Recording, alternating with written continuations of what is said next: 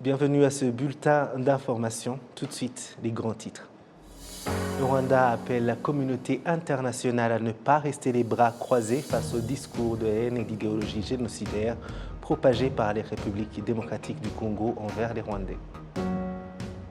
L'ambassade du Sénégal au Rwanda a ce mardi commémoré pour la 28e fois le génocide commis contre les Tutsis en 1994 et a particulièrement rendu hommage au capitaine Mbaye Diagne qui a été tué en date du 31 mai.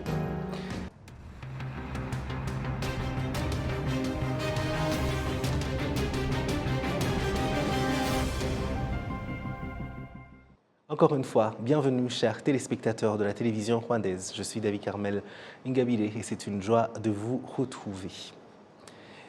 Le gouvernement rwandais avertit la communauté internationale que rester les bras croisés face aux discours de haine et d'idéologie génocidaire propagés par la République démocratique du Congo pourrait conduire à une répétition de l'histoire avec une ignominie comme le génocide contre les Tutsis qui s'est passé au Rwanda. Cependant, le ministre des Affaires étrangères, le docteur Vincent Biluta, affirme que le gouvernement ne compte pas négliger les provocations visant le Rwanda tant qu'elles se poursuivront. Depuis l'escalade des combats entre les forces de la RDC et le groupe rebelle M23, le gouvernement congolais accuse ouvertement le Rwanda de soutenir la milice M23. Depuis lors, circulent sur les réseaux sociaux des séquences audio et vidéo de Congolais, y compris des responsables à divers niveaux, appelant la population du pays à prendre les armes contre le Rwanda et les Tutsis. En conférence de presse ce mardi, le ministre des Affaires étrangères, le docteur Vincent Biluta, a déclaré que ces actions étaient conformes à l'idéologie du génocide et du séparatisme et figuraient parmi les sujets abordés lors d'une réunion qu'il a tenue avec des diplomates travaillant au Rwanda.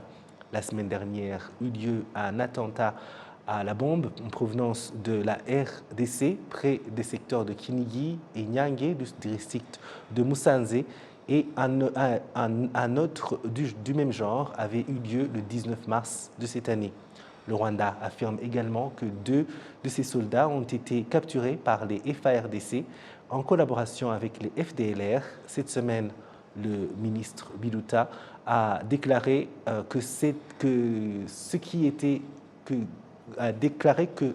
était encore plus malheureux, c'est que le gouvernement de la RDC traîne plutôt les pieds à réagir officiellement jusqu'à présent, soulignant que le Rwanda ne va pas le tolérer. D'autre part, le ministre Biluta a souligné que malgré les tensions entre les deux pays, le Rwanda poursuit ses programmes de développement comme à l'accoutumée. À l'origine de la tension entre le Rwanda et la RDC résident des allégations du gouvernement de la RDC accusant le Rwanda de soutenir le M23, une affirmation que le Rwanda continue de réfuter. Le journal continue sur la télévision rwandaise. Merci d'être avec nous. Le Rwanda accueille depuis ce mardi la réunion des pays membres du pool énergétique de l'Afrique centrale, PEAC en sigle. Ils examinent ce qui fait que la majorité de la population de ces pays, pourtant riches en ressources naturelles pouvant produire de l'énergie électrique, n'en est pas assez. Le souci étant de voir comment ces pays pourraient atteindre l'autosuffisance en matière d'énergie, notamment l'électricité. Le directeur général adjoint de l'Agence de régulation du secteur de l'électricité au Cameroun, Demenou Tapamo Honoré, a indiqué que ce problème a fait l'objet de discussions durant cette réunion. La zone Afrique centrale est l'une des zones les moins connectées sur le plan électrique. Et la mise en place de cette connexion, qui est l'un des projets de l'Union africaine, nécessite que soit mis en place un régulateur. Parce qu'il s'agit là de réguler les échanges d'énergie entre plusieurs pays. Et pour le réguler, il faut qu'il y ait des outils.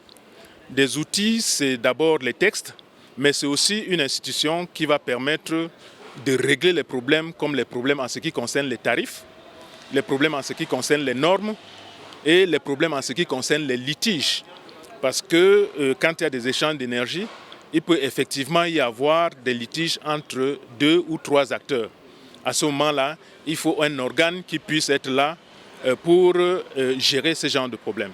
Donc nous nous attendons aujourd'hui à ce qu'il y ait un certain nombre de textes qui soient adoptés pour nous permettre de savoir sur quels critères nous allons choisir un siège, pour nous permettre de savoir sur quels critères nous allons sélectionner les personnels qui vont travailler dans cette institution. Le secrétaire permanent du pôle énergétique de l'Afrique centrale, Atadet Azarak Mogro, indique que malgré les défis qu'on observe encore, des efforts sont déployés pour trouver des solutions durables. Suivez. Notre région d'Afrique centrale est riche à tout point de vue, en potentiel hydroélectrique, ressources d'énergie renouvelable, etc. Mais malheureusement, dans certains pays, d'ailleurs je dirais dans la majorité de nos États, il y a encore des problèmes qui se posent sur le volet électricité. Pour preuve, dans beaucoup de capitales, il y a encore des délestages intempestifs.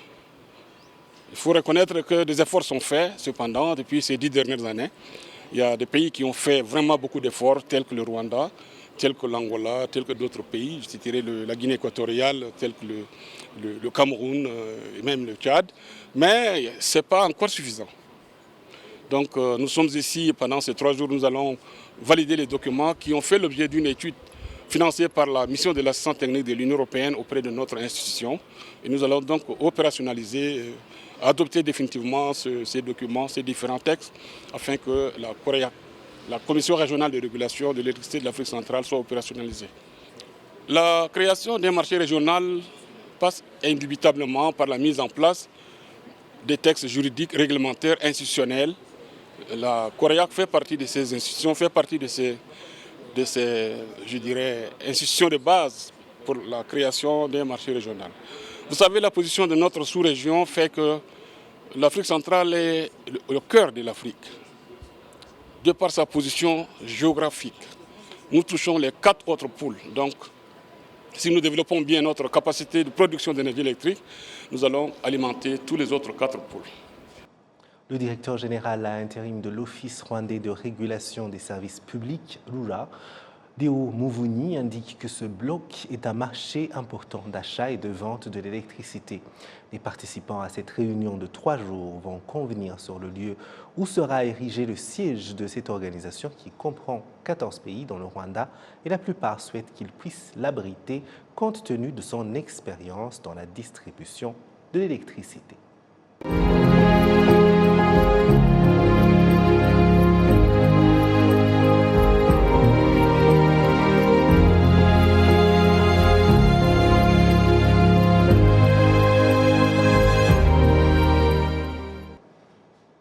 Je vous l'ai dit en titre, l'ambassade du Sénégal au Rwanda a ce mardi commémoré pour la 28e fois le génocide commis contre les Tutsis en 1994 et a particulièrement rendu hommage au capitaine Mbaye Diagne qui a été tué en date du 31 mai. Ce militaire déployé au Rwanda dans le cadre de la mission de maintien de la paix, l'ONU, MINUAR, a secouru beaucoup de Tutsis pendant le génocide de 1994, notamment le docteur Odette Nila Milimo, qui, dans son témoignage, a dit qu'elle n'oubliera pas la bravoure du capitaine Mbaye, qui, lorsqu'ils sont arrivés au barrage érigé aux environs de l'église Sainte-Famille, s'est opposé à ce que les personnes dans le camion qu'il convoyait soient massacrées. Dès que nous, on était arrivés juste au feu rouge qu'on appelle péage, je ne sais pas si tout le monde voit où c'est, il y avait le barrage. Les 2 derniers camions étaient arrêtés là. Il y avait beaucoup de monde. À ce moment-là, puisqu'il y avait beaucoup de tueurs qui arrivaient avec les machettes, il y a le capitaine Mbaye qui vient, qui commence à parler à ces gens. Vous ne tuez personne, c'est moi qui suis responsable de ces personnes qui viennent de l'hôtel des 1000 collines. Et j'ai la charge de les protéger, vous ne les tuez pas. Et j'ai appelé déjà le préfet vous n'allez pas les tuer. Et les autres qui disaient non, on doit les tuer, on doit les tuer. Il a ouvert ses bras. Quand il y avait des gens qui venaient d'un côté, il courait, il disait non, vous ne pouvez pas les tuer. Vous ne pourrez les tuer que quand vous aurez passé sur mon cadavre. Et je me souviens bien de ces moments. C'était des moments très durs. La secrétaire permanente au ministère de l'Unité nationale et de l'engagement civique, Clarisse Monezelo, a entre autres rappelé que la commémoration constitue l'occasion d'honorer et de restaurer la dignité des victimes Tutsis massacrées pendant le génocide et de saluer le courage des Rwandais et des amis du Rwanda qui se sont opposés au projet du génocide. Elle nous permet d'honorer et de restaurer la dignité des victimes du génocide contre les Tutsis, mais aussi de saluer le courage de certains Rwandais et amis du Rwanda qui se sont opposés publiquement au projet du génocide. La commémoration nous invite tous à nous engager contre l'idéologie du génocide ici au Rwanda et partout ailleurs pour que le génocide ne se reproduise plus jamais. Malheureusement, cette idéologie prévaut encore parmi les Rwandais et étrangers. Si elle n'est pas combattue, cette idéologie du génocide peut nuire à tout ce que nous avons réalisé au cours de ces 28 dernières années vers l'unité nationale.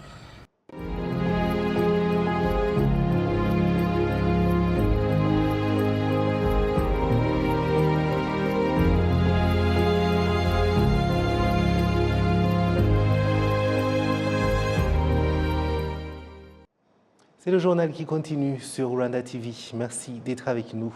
Et avant de passer à l'international, les prestataires de services de santé disent qu'ils ont déjà peaufiné leurs préparatifs dans le cadre du sommet des chefs d'État et de gouvernement des pays membres du Commonwealth que le Rwanda abritera dans quelques jours. Kassim Youssouf pour les détails.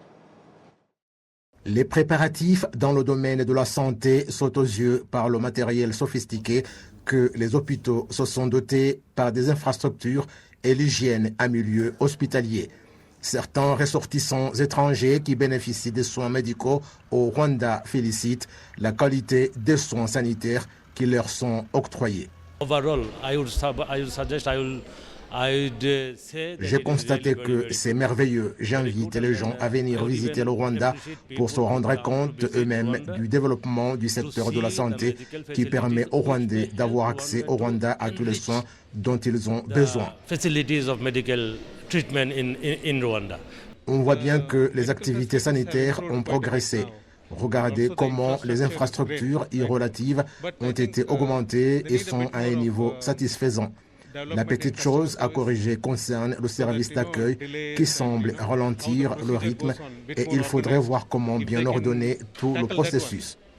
Certains responsables des hôpitaux et des prestataires des services de santé disent que, mis à part les préparatifs dans le cadre du sommet de Chogam, ils sont toujours prêts à fournir des services de qualité à ceux qui les désirent.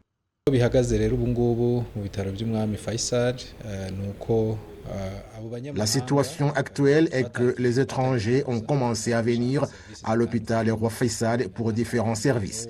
Par exemple, nous avons reçu du matériel de haut niveau pour le traitement notamment des maladies cardiaques et des spécialistes, tant rwandais qu'étrangers qui travaillent ici, qui viennent pour un long ou petit séjour pour nous aider à prendre en charge ces patients rwandais et étrangers qui ont commencé à venir et ils sont au courant des services que nous offrons.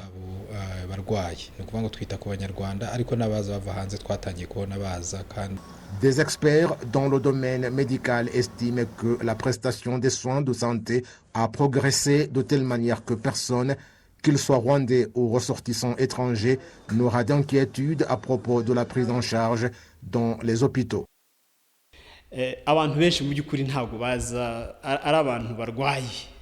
En fait, la plupart des gens ne viennent pas en étant malades parce qu'environ 80% sont des jeunes. Et ceux qui sont âgés et qui souffrent des maladies chroniques, il n'y a pas là d'inquiétude parce que nous avons des hôpitaux qui sont prêts, qu'il s'agisse des personnes qui ont besoin de faire la dialyse ou qu'il s'agisse de ceux qui souhaitent passer des tests médicaux de haut niveau nécessitant du matériel de pointe, on en dispose. Il peut s'agir d'accidents tels que la crise cardiaque et nous avons des hôpitaux capables de traiter ces cas si nécessaire. Il s'agit donc là de la médecine de très haut niveau.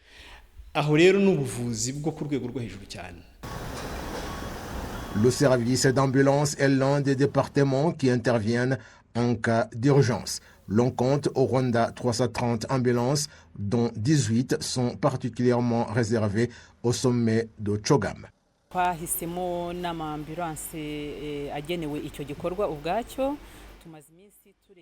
Nous avons sélectionné des ambulances réservées à cette activité.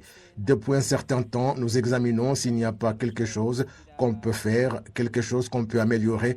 Et ce sont ces 18 ambulances que nous allons utiliser partout où un grand nombre de personnes sera rassemblé, depuis l'aéroport à l'arrivée, à la place de la Réunion, à l'hôtel. Partout là, nos services sont présents. Nos ambulances sont suffisamment équipées pour les cas d'urgence et disposent des médecins qualifiés. Nous pensons quitter la ligne d'urgence parce que les appels peuvent être nombreux et nous allons augmenter les effectifs des employés qui seront au service à ce moment-là et le nombre de ceux qui seront dans l'ambulance pour que le travail du quotidien puisse également être réalisé. Les organes sanitaires indiquent que lorsque certains des participants au Chogam iront visiter différents sites touristiques du pays, les services sanitaires seront là. Les employés des hôtels et du service touristique ont bénéficié des formations dans le domaine des soins de première urgence. Voilà, c'est tout pour ce journal. Merci de nous avoir suivis. Je remercie toute l'équipe qui m'a aidé à le préparer. Au plaisir de très bientôt vous retrouver.